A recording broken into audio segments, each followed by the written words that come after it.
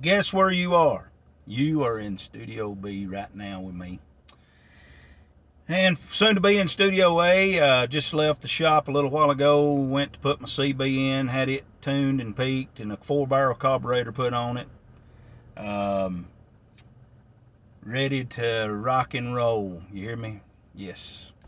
And so, anyway, to continue on, been talking about growing up spiritually and how that correlates with bringing glory to God, giving glory to Him, and not you. All the attention goes to Him.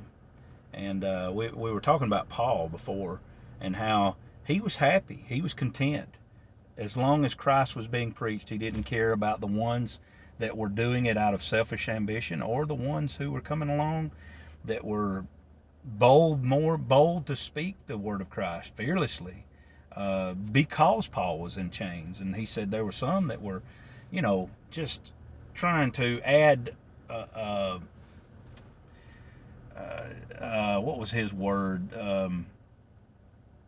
Add, discomfort to his chains or whatever. He was okay with that as long as Christ was being preached.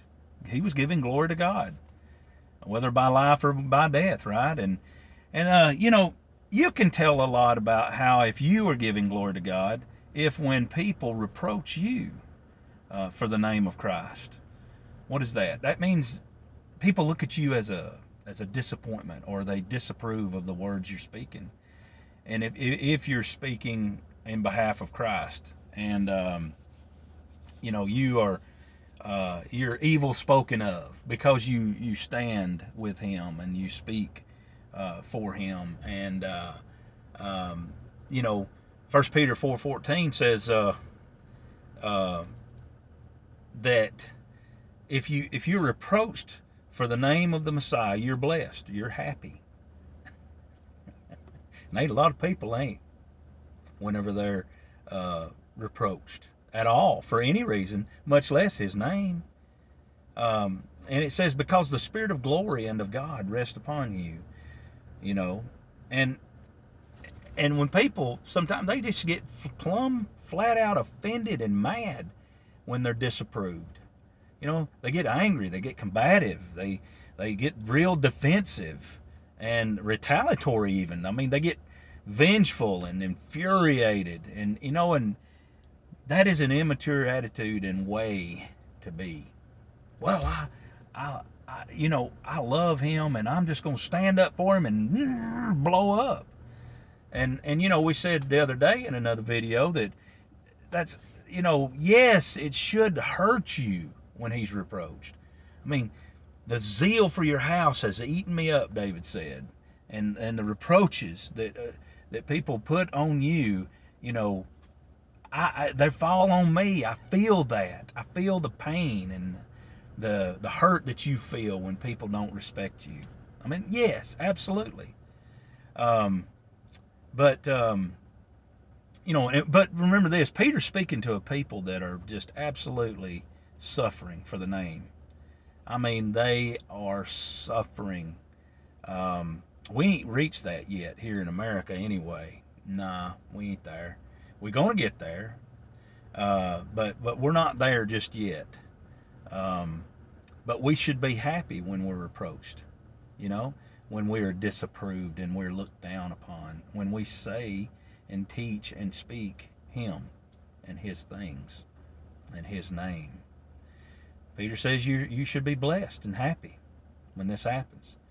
You know, when the Spirit of the glory of God rests upon you, that means that Christ is so visible on you and in you that the world just can't tolerate it. I mean, you exemplify Christ to the point where it just shines. And darkness don't like that.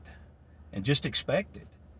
And on when God sees this, that you are being reproached for His name, He looks at this, that on their part, the ones that are reproaching you, He's being blasphemed. He is offended by that. But on your part, He sees that you are bringing glory to His name. That's the rest of verse 14 in chapter 4.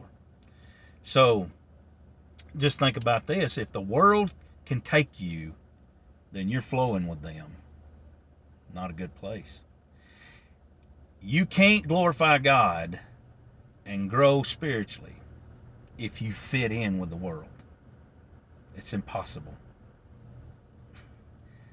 And people preach that in churches today, that we got to fit in, we got to become relevant.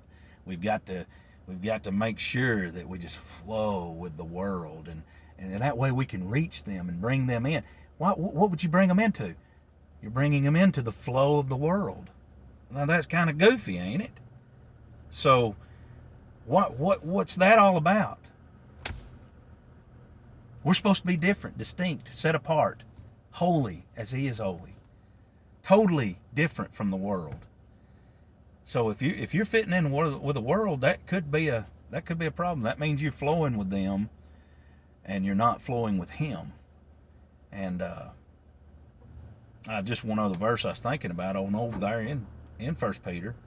I believe it's 1 Peter 4:15. Just one verse down. He says, but let none of you, if you're going to suffer for His name, let none of you suffer as a murderer, a thief, an evildoer, or here's the big one. I don't know how it got lumped in. Peter put it in there for some reason or other. But as a busybody. Anyway, take it all with a grain of salt and look that up.